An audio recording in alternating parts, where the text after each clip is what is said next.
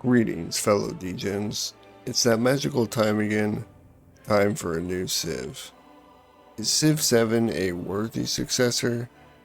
I'd say for the most part, yes. It has a lot of strengths, but also some flaws. In its current form, I give it an 8 out of 10, with the potential to become the best in the series. I'm going to be reviewing where it's at and where I think it needs to go to reach Golden Age status. Before I do that though, here are my credentials.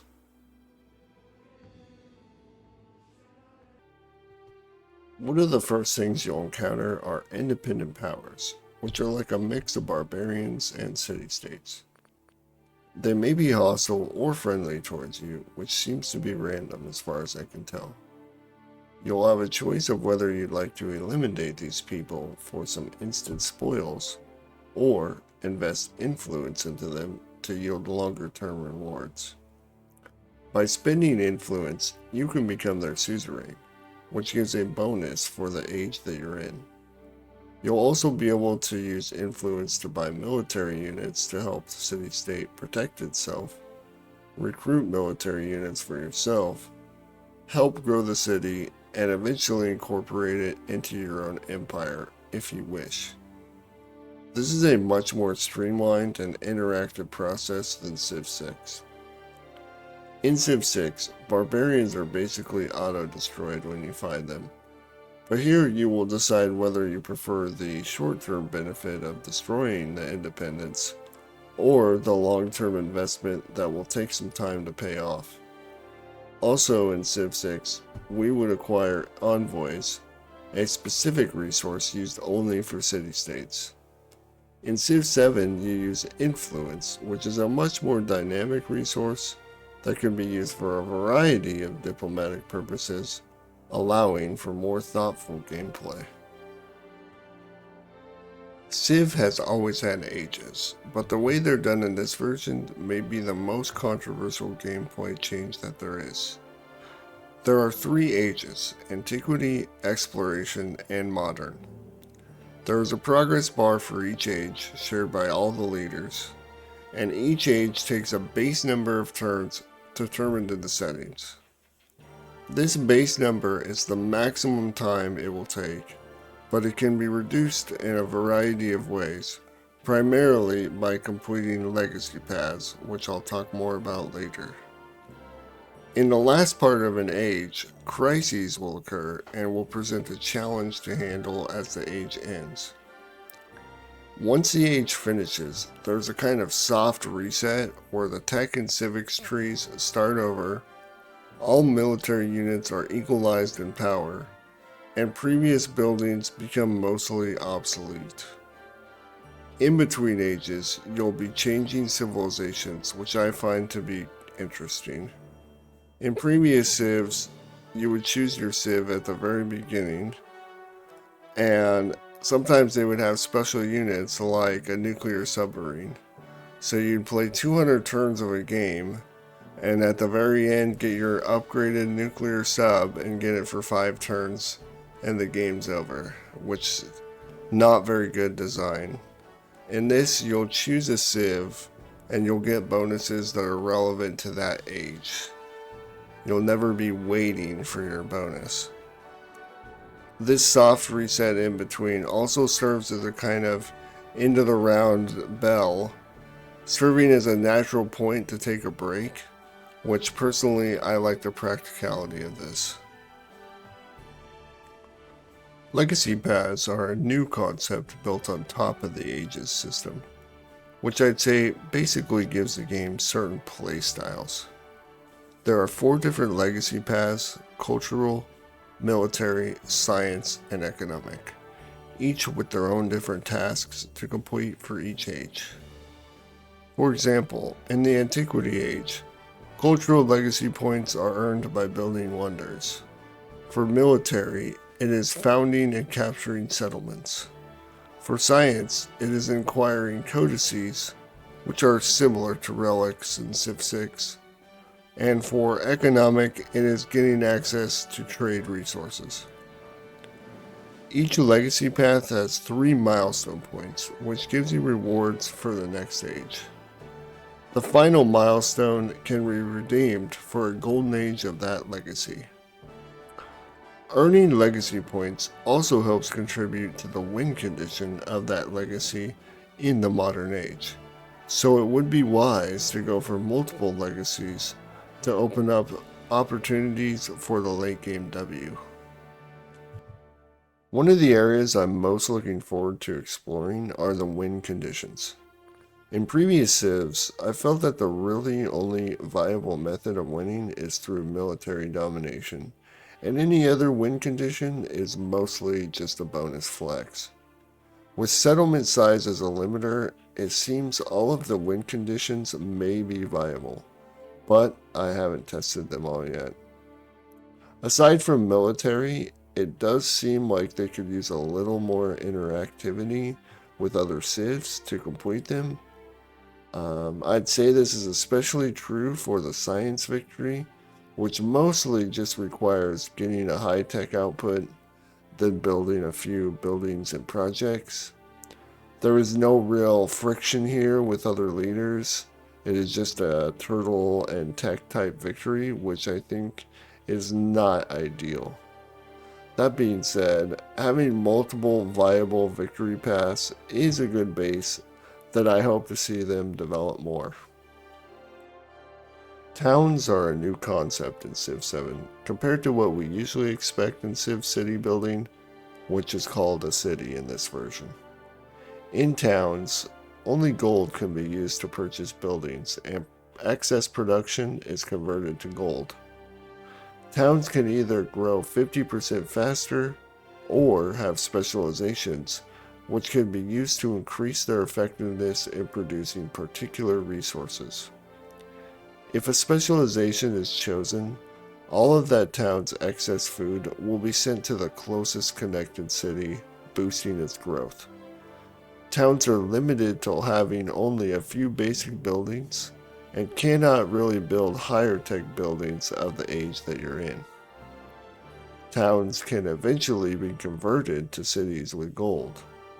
The higher the population and the less cities you have, the less this conversion costs. This is one of the most intriguing changes to me because it creates a multitude of complex decision points about how many cities versus towns you should have, when you should upgrade a town to a city, and what specialization a town should be focusing on. The way cities grow in this version is done in a way I find very appealing. Basically, workers have been removed from the game, and when a city grows in population, you choose the tile connected to your city to put an improvement on. For me, this is definitely better than the traditional way a city grows in previous civs, which is that culture increases borders, but where it actually grows is determined by the AI, which it might not always grow to a tile we actually want. In this civ, you get to choose exactly how your city grows, and you can immediately grow out to the edges of that city, rather than taking 100 turns to finally incorporate high yields on the outskirts. Also, buildings are now placed on specific tiles, and that tile is now considered a district. Most buildings have adjacency bonuses, so how you develop your city and where you put your buildings is more crucial than ever. This makes city development a thoughtful process while taking out a lot of tedium that goes along with workers, especially in the late game. All of these are positive changes when it comes to city development. The last major change I want to talk about is the one I'm personally the most excited about, and that is commanders. Commanders operate somewhat like generals from previous civs in that they give bonuses to units that are close to them. However, there are some additional features commanders have that are going to make combat a lot more engaging and less annoying to maneuver in. First of all, regular military units no longer have experience, only commanders do. and they earn XP by being close to where your units are fighting. When earning XP, there is now a talent tree that allows you to choose what you want this particular commander to focus on. This makes it so losing a particular unit is not as big of a deal as in previous versions, where a unit might be extremely high level and also have a hard time actually having an effect on the battlefield because units are sprawled out all over. But it does mean you definitely want to protect your commanders. There is also a new action introduced a commander can do, which is called packing. And basically, this allows you to put multiple units on the same tile as your commander. Commanders have ways to have increased movement, so logistically, moving 30 military units over a long distance is much faster and a lot less tiresome than clicking each unit individually and telling them where to go each turn. Once you get to a point where you want your units to fight, you'll unpack them from the commander and can set them up in the positions that you wish. The commander unit is my favorite change in Civ 7, and already can say it makes combat much more fun and less mind-numbing. The changes I've talked about up to this point are mostly all positive, but I want to at least mention some of the less desirable parts of Civ 7. One of these is the UI and overall quality of life about the game. One instance of this is trying to view specialists in a city. Specialists are basically a population that you put into a district to give you tech and culture. But the only time you can ever actually view where they are is in the city grow screen, which you only get to see when your city gets another population. There's no other way to see it. Outside of that, there is no quick way to see where your specialists actually are and how many you have in a city. There is a way to view in the yields breakdown that you do have specialists and what they're giving you, but to me this feels like it's a buried data point, and you also have to reverse engineer and count up how many specialists you actually have, which if you have a lot, that's going to be very tedious. So I just feel like we should not have to search that much for this basic piece of info.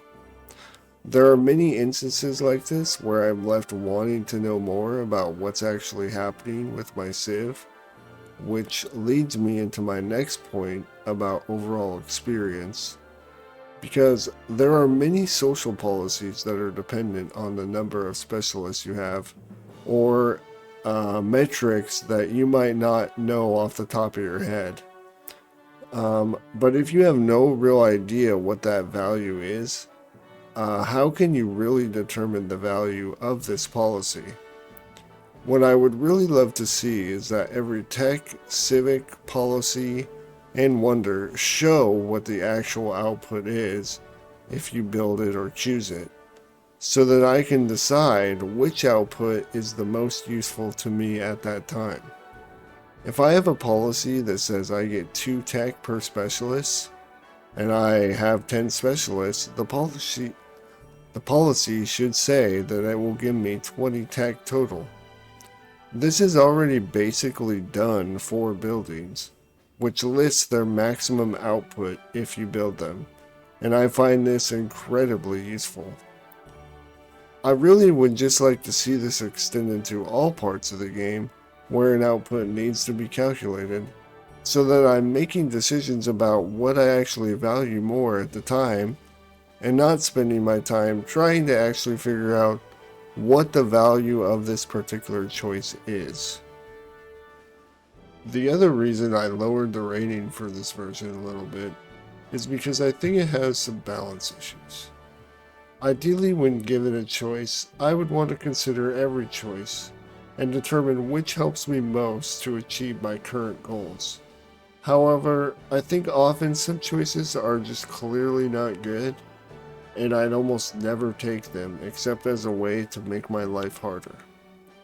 Let's take, for example, the choosing of a new Civ I was Persia for the Antiquity Age, and now I'm moving into the Exploration Age. So here are my choices. First, this is what I usually take, the Abbasid.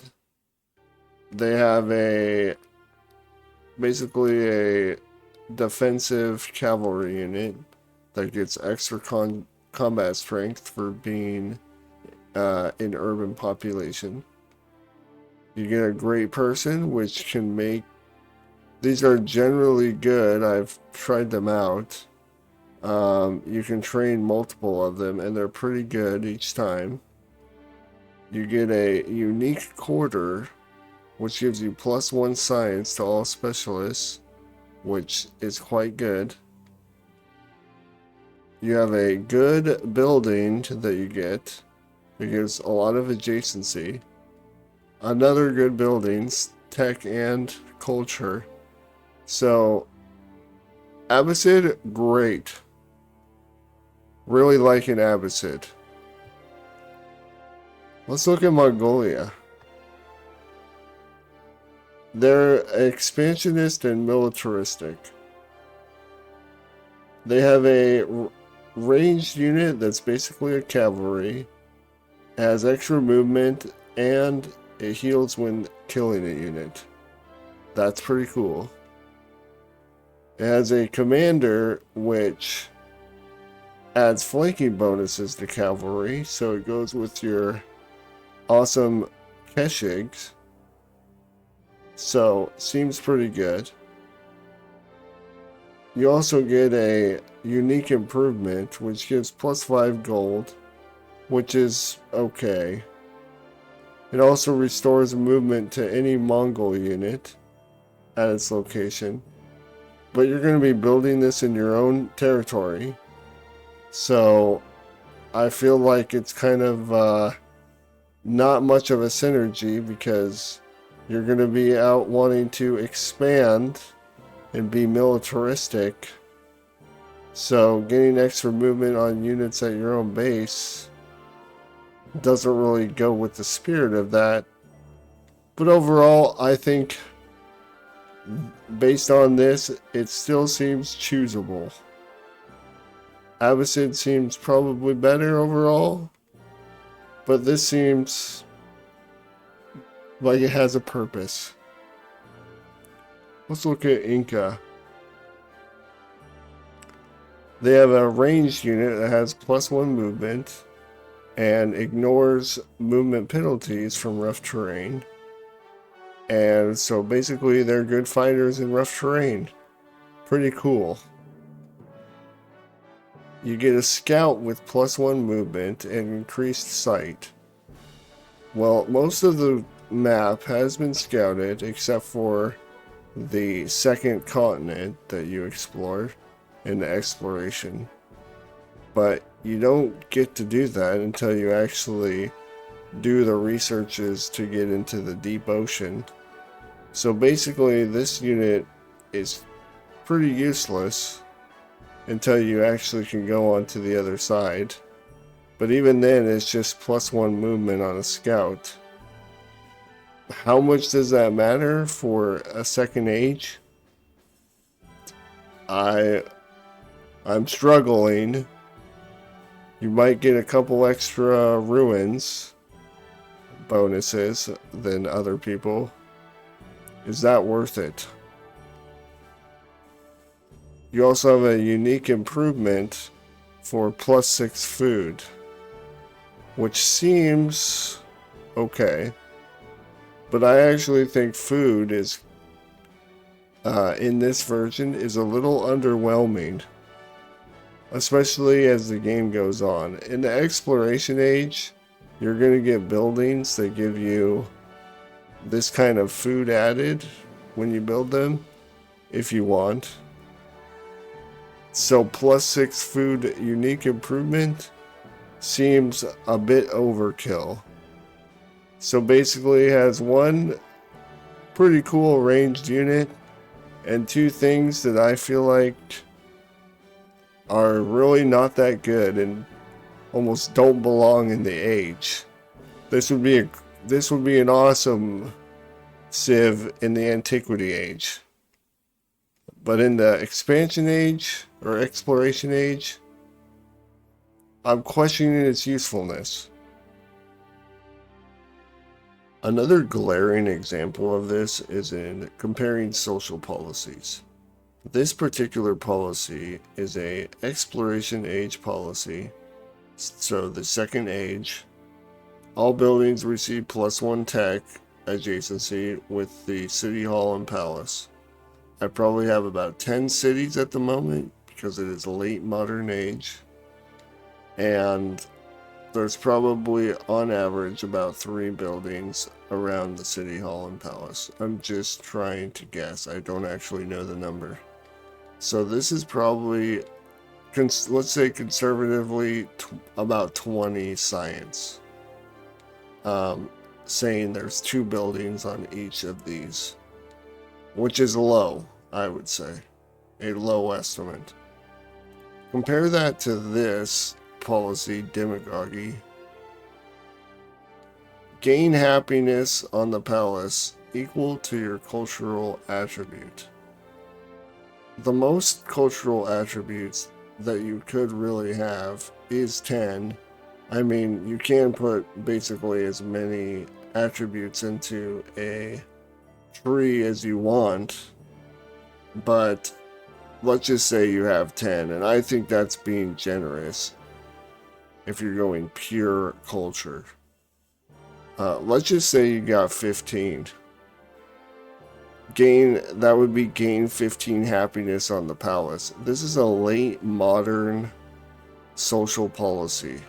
How is a late modern social policy less on its best day than a conservative tier 2 age 2 social policy? There's a lot of social policies are fairly good, but a lot of these are just, this is a +6 influence per turn. This is also a modern policy, and right now I'm getting 348 influence per turn. So 6 influence per turn is basically nothing. Why would I ever take this? Overall, I feel Civ 7 is definitely a worthy successor, and I expect that the game will only get better over time. So far in the first week, their development team has released 3 patches, and has fixed a few issues that I personally noticed. If patches are rolling out with this sort of frequency, then I could definitely see Civ 7 becoming a 10 out of 10 over the coming year. The most important factor for me is how the gameplay feels and if it is thoughtful. They've streamlined many parts of the game and removed more laborious tasks, leading to a result that enhances decision making and decreases randomness and elements out of our control. This makes the game more fun, and at the end of the day, that's what really matters. What changes do you feel are the most improved or are a step in the wrong direction? Let me know in the comments. I'm going to be doing several videos about various mechanics in Civ 7, so subscribe to be notified when those are released, and tell me what parts of the game you'd like to see most discussed. Until then, happy gaming.